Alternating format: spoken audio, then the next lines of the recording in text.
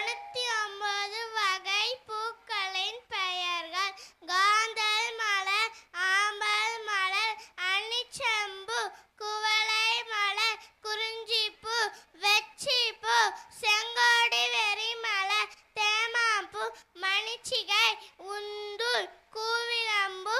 எருளம்பூ, சுள்ளி, கூவிரம்பூ, வடவனப்பூ, வாகைப்பூ, குடசம், எருவை, செருவிலை, கருவிளம்பூ, பைனிப்பூ, வாணிப்பூ, வாணிப்பூ,